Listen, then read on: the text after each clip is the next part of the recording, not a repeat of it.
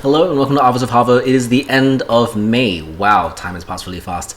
I'm mostly better, my voice is kind of normal, but this month has also been really wild and very busy. And it is it's the end of the day. There are just slight dregs of light still coming through. It's only 5:30, not even that, but winter here is funny. And it's peak hour, so there are extra many trains, but we will talk about books as we always do. Am I on the left? Right? Right?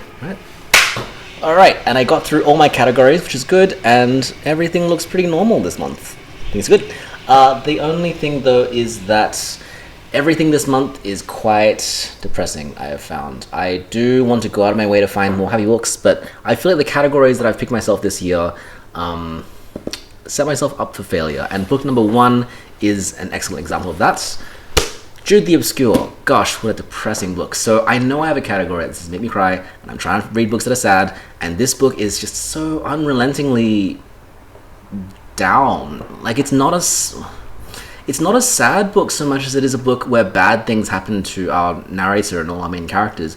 We follow Jude, who grows up in the English countryside, and he has big dreams of becoming if not a minister, then kind of like an academic. So he wants to go to the town of Christminster, study theology, and just have a really well and upstanding life. But he falls in love with a young shepherd's daughter, I believe, named Arabella. And she is, unfortunately for gender stereotypes at the time, she's very alluring, she's very devious, very crafty, gets Jude married up, and then after like a week or so, loses entire interest in Jude, and she absconds to Australia. So the problem with this in terms of Victorian social dynamics is that Jude is now married and his wife has disappeared, and well, what's he gonna do now? He's screwed. So he goes to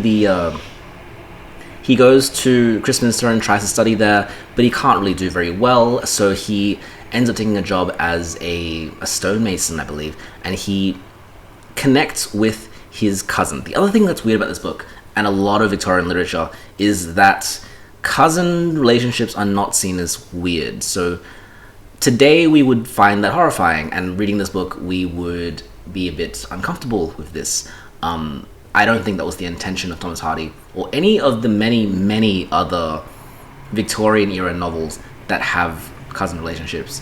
It's just kind of unfortunate. But anyways, he meets his cousin, and they passionately fall in love with each other, but for various social reasons, the fact that Jude is married already, and that his cousin Sue is engaged to one of these school teachers, or one of the leaders at the school, Mr. Phillotson, their relationship cannot be, but it is because of forces outside of their control, social forces, and thus their emotions get the better of them. They try their best to elope and make a life for themselves, and of course things work out terribly. So over the course of the novel, just bad thing after bad thing after bad thing happens. This is kind of a spoiler because it's more than halfway through the book, but later on in the text, various characters come back. We find out that Jude actually has a son with Arabella, and the son is there's very many degrees of things wrong with this son. So the kid is grows up to be about 6 or so when the events of the novel towards the end are happening, and everybody calls the kid Father Time because he's just so sad. Like, he talks like he's an 80-year-old man, completely depressed. Everything he says about the meaningless of life, and he's not sure what his purpose is. And of course he's going to be sad because he's born in such circumstances. Jude and Sue don't really have good incomes or anything to support him, but gosh, this kid does some things. And it kind of killed the story for me after that, because it made me realize that this is just a book of making bad things happen to the characters and seeing what further bad thing can happen next. Like, it's just a deeply punishing book. It doesn't make me feel sad so much as it is just really pity these people. And I get that's kind of what Thomas Hardy is going for. Like, he's a very moralistic author. He wants to criticize the attitudes of Victorian society, and he does this by writing things that I guess to a Victorian audience will be very transgressive. And to an extent, I feel like today when I read this, I still feel like it's quite transgressive, or trying to be. It's very good at establishing what kinds of societal norms exist and then just destroying them. So it's quite a harrowing read, but after a while my emotions, my sympathy just kind of switches off. Like, I just don't feel for these characters. I will say though that I'm not going to say tolerate the writing style, because the stereotype with all Victorian literature is that they're slow-paced and over-descriptive, and Thomas Hardy doesn't fall into this trap, even though this is quite a long book. it covers a lot of the characters' lives, and every chapter does feel like it has a purpose, and it pushes the narrative along. Whereas if I was reading something like Charles Dickens or Wilkie Collins, or a lot of the kind of more entertainment-focused books of the Victorian era, they take forever to get to the point. Whereas Thomas Hardy knows the point, and he just doesn't want to waste time to get there. So in a sense, it's aged well. In a sense, it also kind of points forward towards modernism, because it is storytelling for a social, political purpose, rather than for just sheer entertainment. And if it happens to be thematic, then good for that. But that's a lot of talking about this book that I don't love particularly much. I would give it a 3 out of 5. It is not my favorite Thomas Hardy novel. I feel like Test of the D'Urbervilles, which is the only other one I've read of his, did make me feel for the character a bit more. I understood their situation and I sympathized with him. Whereas this one, I don't know. I just feel like make better choices, Jude. Like that's what I get out of this.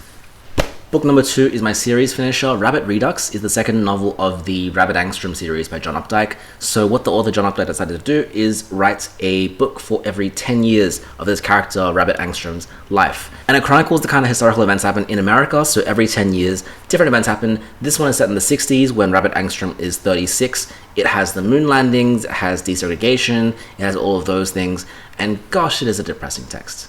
I can't believe I went from Jude the Obscure to this, and plot-wise they're really similar, and emotion-wise they're really similar, and it just makes me feel bad. Like, I'm not even emotional for these characters, I just feel bad. Anyways, Rabbit Angstrom has always from the very beginning in Rabbit Run been a kind of sad, middle American mediocre figure. So when we met him in Rabbit Run, he was 26, he had a baby with his wife, and he has no idea how to be an adult or how to take care of a family, and he's reliving the glory days of his childhood or his high school years by being a star basketball player, and he's just going down to the local hoops and just destroying some teenagers, like dunking on teenagers. And we're meant to feel like almost ridicule for this character. Like, how ridiculous is it that really the cultural context, the 1950s American suburban regions, would create people that are just this incapable of assuming confidence, of assuming kind of agency and independence, and instead just being incomplete human beings. Like, they haven't self-actualized, they can't do anything, and they need to take responsibility because this is a tragic world and bad things happen. And in those moments where we really need to stick it out for other people, what are we going to do? And Rabbit Run doesn't end happily. It ends stably. It ends with Rabbit going back to his wife and reconciling a relationship that never really felt successful from the very beginning. And 10 years later, we see Rabbit and his partner having very similar problems. So very, very early in the text, Rabbit's wife, whose name I have forgotten. Okay, Rabbit and his wife Janice. Janice very quickly meets someone at work who is younger, who's a Greek migrant, and who is more exciting than the very boring Rabbit Angstrom. And so she starts an affair with him. She admits this to Rabbit, and she basically leaves the household. So they don't get a divorce, but she just departs. And their son Nelson, who's 11, is bouncing back and forth between these parents, and Rabbit is now tending this giant house by himself with Nelson. And over the course of the novel, some odd things happen. So Rabbit is not really someone who is decisive or really much of a person at all. When Janice leaves, he doesn't decide to go and chase after her or really do anything about it. He's just kind of sitting there knowing that he's in the right and just kind of waiting things out. And so when this happens, he gets recommended by some co-workers. The other sad thing about Rabbit too is that he's working with his dad in a typesetting company. So they do newspapers and things like that. But it's a job which, from the very outset, you know he's going to be made obsolete. But while he's doing that, he meets some black co-workers who take him to this bar or this club. He meets a few people there that you never would normally meet, and he's very racist. He's really uncomfortable with the desegregation happening around his area, and the first time he meets African American people, he's just quite put off by this. And despite this, he ends up inviting into his own home a young girl, so she's, I think, 18 years old and running away from her family, but she's very well off, but she's just running away from that responsibility. He invites her into his house, and he also invites another African-American man who's skipping bail named Skeeter into his house. And the four of them, so the Rabbit, Nelson, the girl Jill, and Skeeter, living together in his house, very, very different backgrounds, and they're on this kind of rocky truce. And every night they read abolitionist and revolutionary literature that Skeeter brings into the home. Rabbit is constantly being challenged on his values, and he just doesn't really do anything about it. Like, he just kind of lets it all wash over him, because that's the kind of person that he is. He's just waiting for America to pass him by.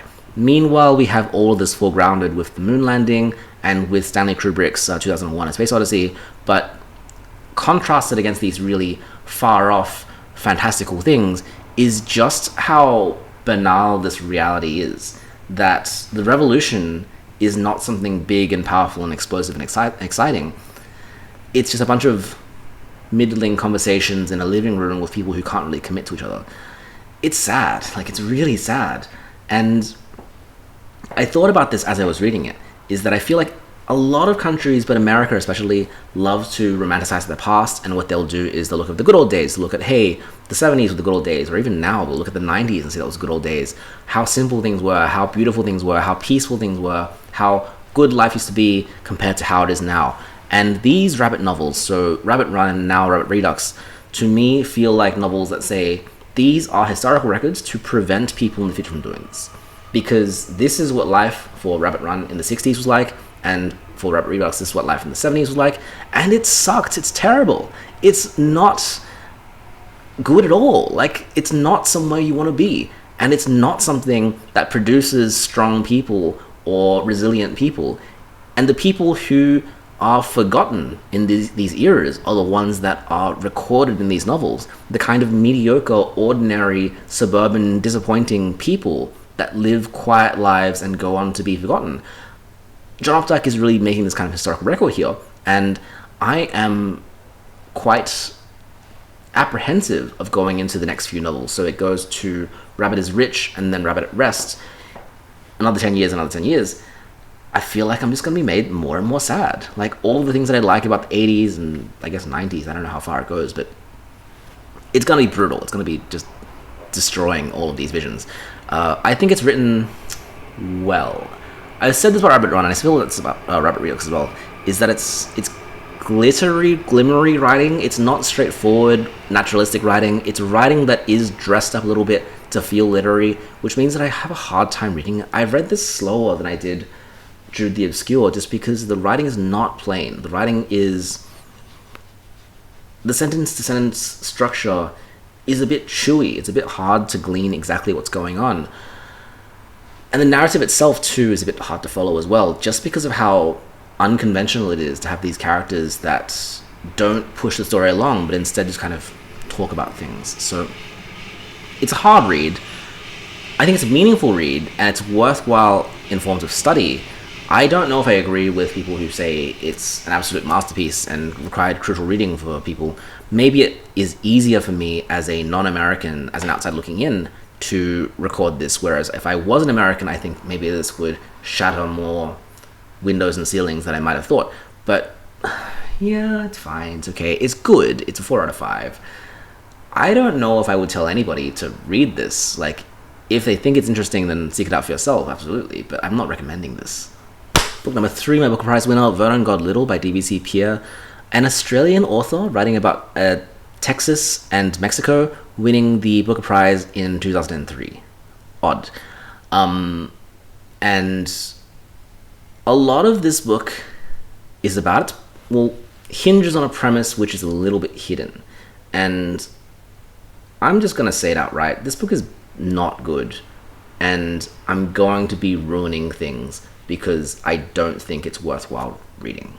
Apologies to, I guess, the author and all the fans of the book, but I just don't. So we follow a young man named, I've forgotten his name already. Follow a young man named Vernon. Why would I? Oh my goodness.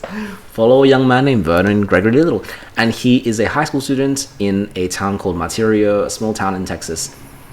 Before the events of the novel, immediately, one of Vernon's friends named Jesus commits a horrific school shooting and kills a lot of people at his school. Vernon survives the massacre by going on an errand with his teacher, and he is now a suspect by the town sheriff for being an accessory to this violent crime. Now, we don't really know much about Jesus or his motivations, but Vernon's experience in the justice system in small town Texas is terrible. He is interrogated by sheriffs in really bad ways. He goes to custody for a little bit. He goes for the trial a little bit. Everyone knows everybody. You start to get used to the last names. Like, everyone's related to everybody. His own family is not very supportive, so he doesn't really know where his father is, but his mother is sort of present, is not really present, engages in friendships and relationships with people around the town that Vernon doesn't fully agree with. So we get the sense that Vernon is troubled and he's lashing out against society. Vernon is also very foul-mouthed. He swears a lot. Not that this is a flaw against the novel, but all of this makes a narrator who's very abrasive, and his thought patterns and reading style is quite hard to attach to. I didn't feel a lot of sympathy for him just because of how absurd and ludicrous the events are, and they just get more ridiculous as the story goes on. So midway through, there's a twist that made me just kind of look at the page in shock. Like, I just couldn't believe that was where the story was going.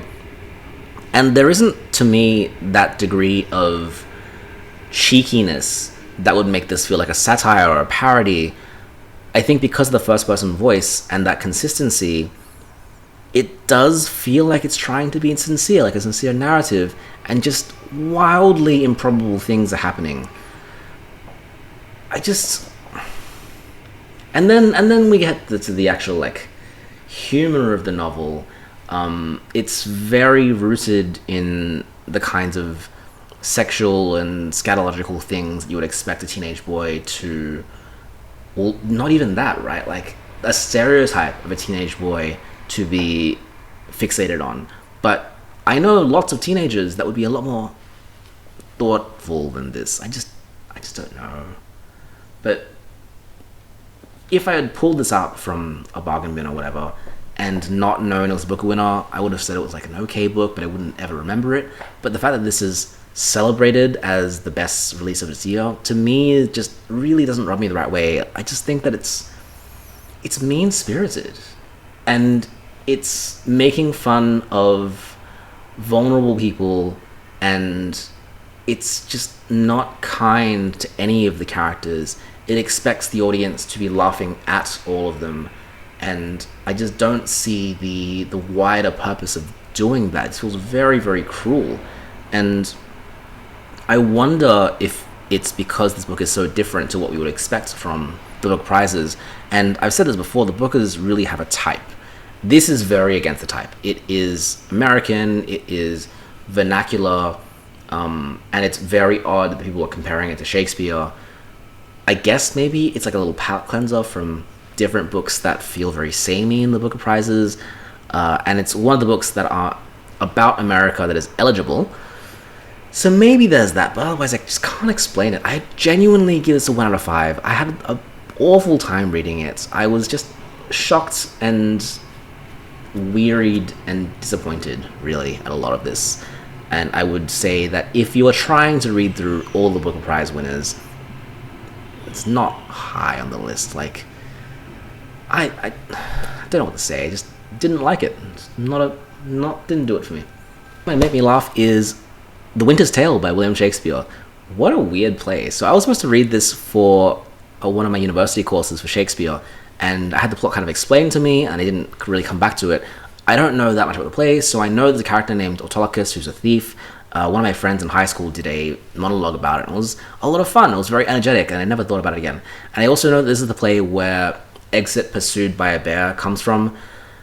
I didn't really know the context behind that, but then reading this play, gosh, it's funny. It's so funny. So this is weird because the first 3 acts of this play are one of the most straightforward Shakespearean tragedies you can imagine. We have Leontes, who is the king of not Bohemia. We have Leontes, who is the king of Sicily, and we have his counterpart in Polixenes, who is the king of Bohemia.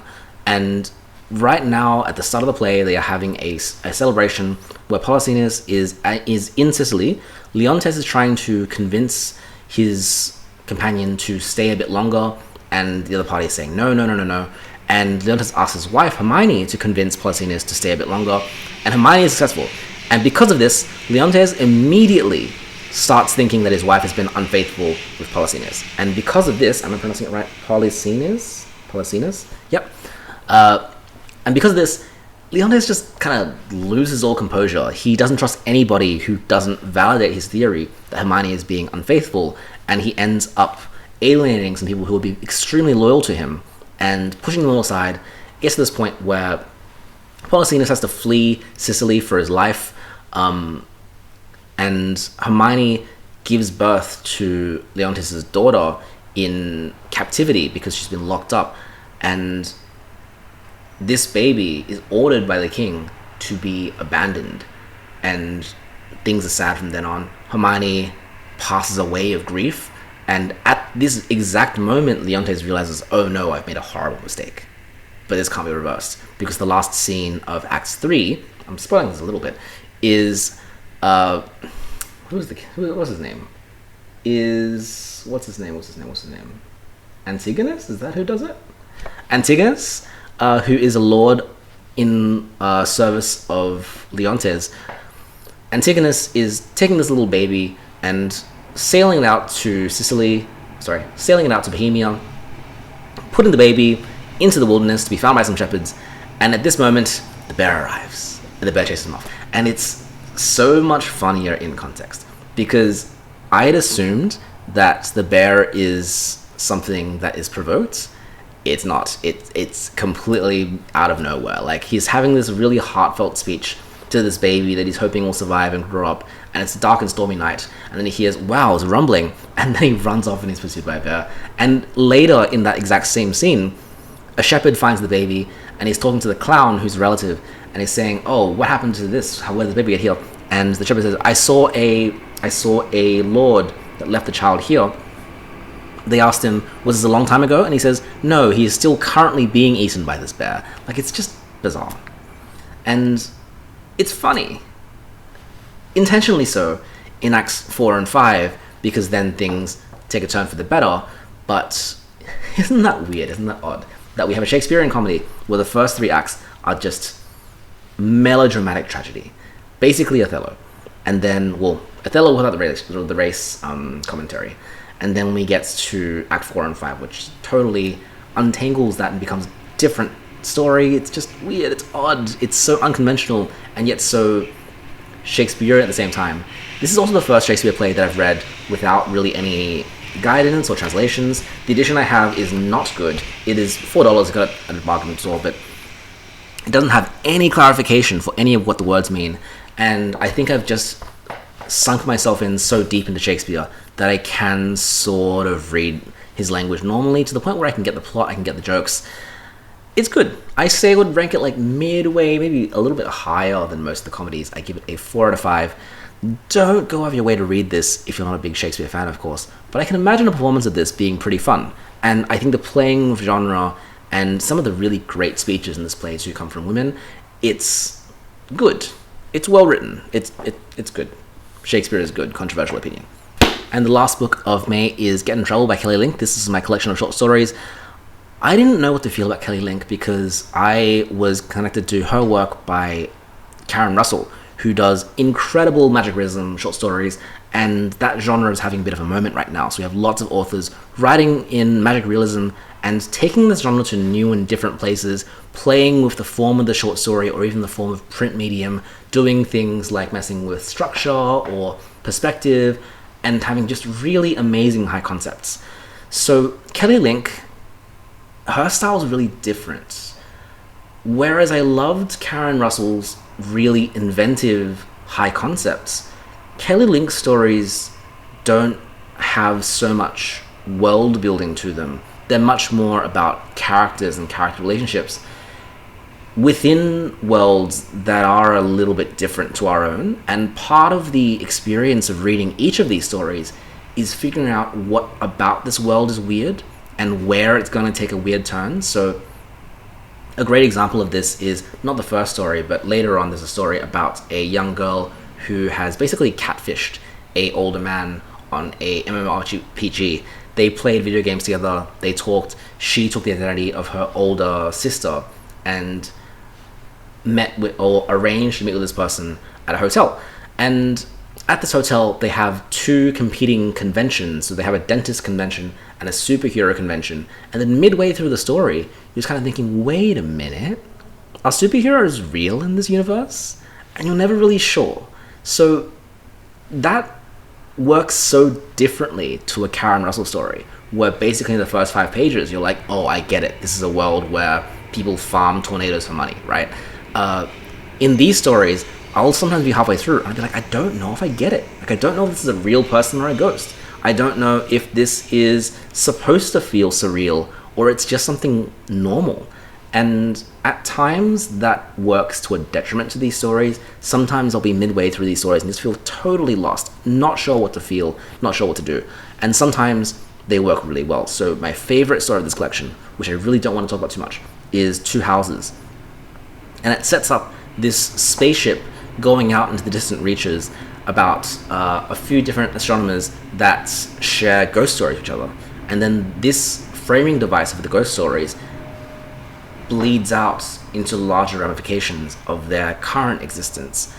And it's just so clever. Like, all the structures work really well. It's so easy to understand, connects to our real world well. We understand these characters as people, but also it's just the extra element of sci-fi and fantasy like really just hits it on fantastic ways. It's just good. And I wish I had that feeling for each one of these stories, but I didn't. And I think that different people will have different expectations, literally just based on your assumptions when you read each one. Sometimes you'll have the right assumption and you'll be rewarded for it, and sometimes you won't, and you'll just be confused a little bit. But the skill is definitely here and apparent, and the inventiveness and the ambition and the creativity here is really remarkable. I think that, like Karen Russell, Kelly Link is doing stuff with magic realism that feels like no one else would dare do something like this. She's doing concepts that are risky, and a lot of these times these risks might not pay off. So one thing that I do think is aged not that well about this collection is that it has a few near future stories, and we've already kind of aged past that. It has a few stories which represent the internet in a certain way, and the internet is so different in 2024 compared to 2015 when this book came out. It also has some stories about superheroes, and our conception of superheroes today is so different. Like, in the last 9 years, the MCU came and went, right? And everyone's public perception of superheroes as a trope is just completely different. So using these ideas and themes and structures, to me, feels risky. It's something that might land and might not. And if that's something that is appealing, to read stories that don't play it safe and instead just throw out bizarre ideas, very audacious premises, and I'm gonna say it, it does feel a bit melodramatic. It does lean towards the starker side of human relationships. Like, it doesn't show people in ordinary situations. It shows dramatic and extraordinary days in different people's lives, right? It does do that. It does hit the mark frequently. There are a few stories in here that I would say are fantastic, but I think I would be doing a disservice to say read these ones and don't read these ones. Instead, the real experience of this collection, and what I hope is the rest of her work as well, I do want to read more of it, is to be uncertain at the start of a story of exactly where it's going, and to be a bit lost, and hopefully to arrive at somewhat beautiful at the end. And if you don't, it's fine, because you've got more stories to work with. And just for the excellent stories alone, I would give this collection a 4 out of 5. The fact that you can read through it and find gems is excellent. It's remarkable. And it's not something where I'm disappointed to say that not every story here is a hit. I mean, I would love it if it was, but even then, I'm very glad that I read through all of them. And there are a few that, whilst I don't think they worked, I'm still glad to see the ideas tread and tried, and I really trust Kelly Link and her writing ability to do whatever she wants to do. So this is a highly recommended book. I'll give it a 4 out of 5. Okay, and here are my 5 books for May. Thank you for joining. Oh, and one more thing. This guy. Okay, so I know I said I would try to work through all the final bosses this year, and so far I am this far into book number 1, Lord of the Rings. Well, technically it's book number 3 now, but you know what I mean. It's harder than I thought it would be, even though as I'm reading it, I think to myself, it's not that hard. Like, I can follow the plot, I understand what's going on. It is a bit slow-paced, but it does feel purposeful. I'm having thoughts, and I'm almost there. But it does mean that I will probably finish this in June, which means I'll only have time for maybe 1 or 2 more final boss books this year. Yes, it was ambitious to get through 10 or 12 or whichever, but yeah, what can you do? Hopefully a video for this will be up shortly once I finish Return of the King. I have some thoughts. I have very many thoughts. But anyways, thank you for joining. I will see you next time.